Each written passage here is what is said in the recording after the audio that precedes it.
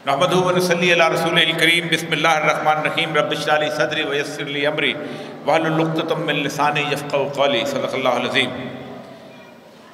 बहुत ख़वातीन हज़रात, मैं बुनियादी तौर पर चूँकि वक्त कम है, मैं सिर्फ इस मसले की उस आलमगीरियत के ऊपर आपको चंद मुदारसात अर्ज़ करूँगा कि ये मसला गुज़श्ता 10-12 साल से अब सिर्फ मज़हब का मसला नहीं रह गया, अब बुनियादी तौर पर ये एक आलमगीर किस्म का फंडामेंटल ह्यूमन राइट्स का मसला बना दिया गया। एक तवील अरसे से हम मुद्दतों 1920 के बाद से जब उलमा की जदोजहद हुई थी तो हम इसको एक ऐसा मसला समझते थे कि जो बुनियादी तौर पर इस्लाम के अकायद के मुनाफी एक मसला है। लेकिन आज पूरी दुनिया के अंदर कादियानियों को हर मकाम पे पनाह देने के साथ साथ ये तस्वर उभारा जा रहा है कि पाकिस्तान में सिर्फ एक मजलूम कौम है और वो कादियानी है।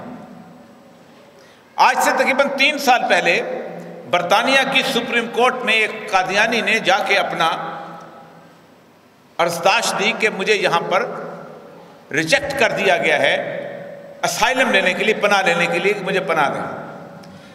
वो अदालत का फैसला हमारे यहाँ नहीं दिखाया जाता। मैंने उसके ऊपर बड़ा तफसील से कॉलम भी लिखा था। उस अदालत ने जब पूरे के पूरे बयानात लिखे तो उसने कहा बुनियादी तौर पर पाकिस्तान में 2 तरह के कादियानी हैं। एक वो हैं कि जो पाकिस्तान के आईन को तस्लीम करते हैं, उनके लिए कोई पाबंदी नहीं पाकिस्तान में, वो जायदाद खरीद सकते हैं, वो नौकरी कर सकते हैं, वो शादियां कर सकते हैं, वो घर ले सकते हैं, वो तमाम काम कर सकते हैं जो पाकिस्तान में हर शहरी कर सकता है। लेकिन एक दूसरी तरह के कादियानी है जो कहते हैं कि हम इस आईन में दी गई इस पाबंदी को नहीं मानते कि हम गैर मुस्लिम हैं।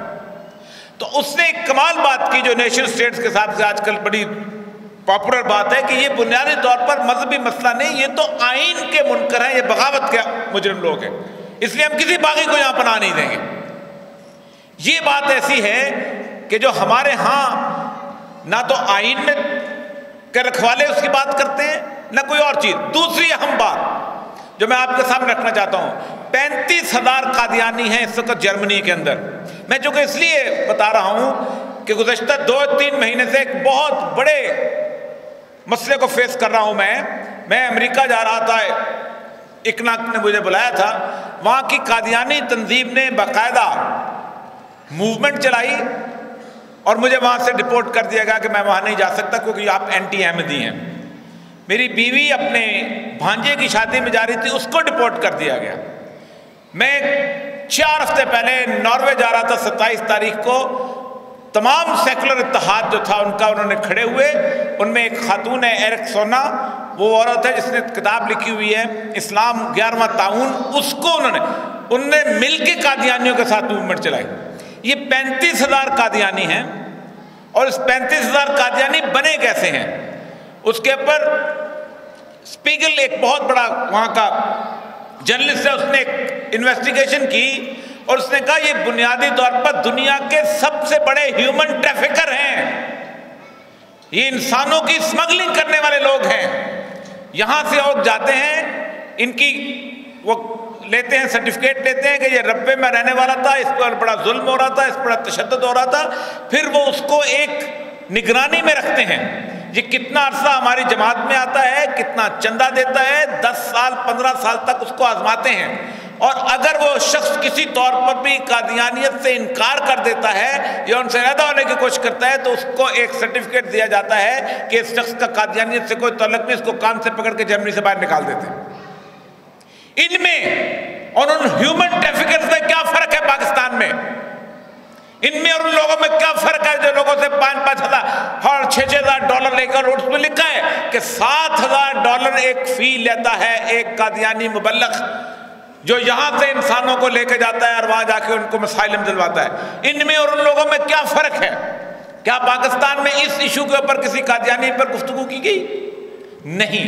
उसकी वजह यह है कि बुनियादी तौर पर एक बात तो ठीक है, लेकिन क्या ये एक عقائد کا مسئلہ ہے، لیکن ہمارے منہ پہ جو تھپڑ مارا جا رہا ہے وہ یہ مارا جا رہا ہے کہ ہم شاید دنیا کے اندر سب سے ظالم لوگ ہیں اور ہم سب سے مظلوم قوم ہے جس کا چہرہ لوگوں کو نہیں دکھایا جاتا۔ آج پاکستان میں جو فصل آپ بو رہے ہیں، یہ فصل اگلے 3-4 سال کے بعد آپ کو ایک اپنا رنگ دکھانا شروع کرے گی۔ 1 لاکھ ملحد پیدا کر رہے ہیں آپ اس ملک کے اندر۔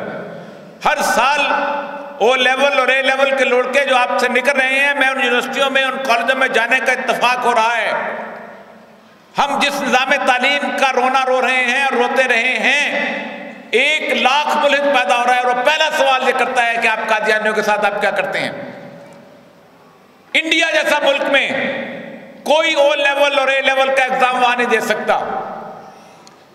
ہمیں سائنس ہماری پڑھاؤ، فزکس پڑھاؤ، کیمسٹری پڑھاؤ، لیکن میری سوشل سائنسز تو مجھے پڑھاؤ، میری اخلاقیات تو مجھے پڑھاؤ۔ میرا بچہ سنڈریلا پڑھتا ہے جو ماں سے جھوٹ بول کے گھر سے نکلتی ہے، میرا بچہ کنگ لیئر پڑھ رہا ہے وہاں پر، میرا بچہ by summer wine is made of all these things پڑھ رہا ہے، اس کے خلاف میں قادیانیت جو ہے اپنا راستہ نکال رہی ہے۔ پوری دنیا میں سیکولر قادیانی اتحاد ہے، یہ کسی قسم کا کوئی مذہبی لوگ نہیں ہے۔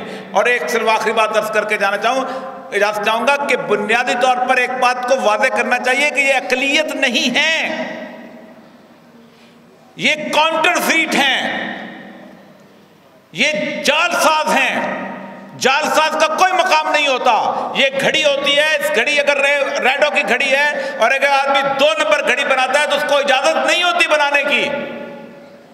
اس کاؤنٹر فیٹ کو بتانا چاہیے کہ یہ بنیادی طور پر کسی بھی معاشرے کے اندر جال ساز قوم ہے، اور جال ساز قوم کو جب تک اس کے جال سازی کا سرٹیفکیٹ جاری نہیں کیا جا سکتا کہ تم جال سازی نہیں کرتے ہو، وہ نہیں ہوتا۔ ہم نے ان کو اقلیت تسلیم تو کر لیا، لیکن اگلی منزل یہ تھی کہ ہم ان کو جال ساز تسلیم کریں گے۔ یہ 2 چیزیں ایسی ہیں کہ جس کے ساتھ آپ آگے بڑھیں گے تو آپ ان کا مقابلہ کر سکتے ہیں۔ وآخر دعوانا الحمدللہ رب العالمین۔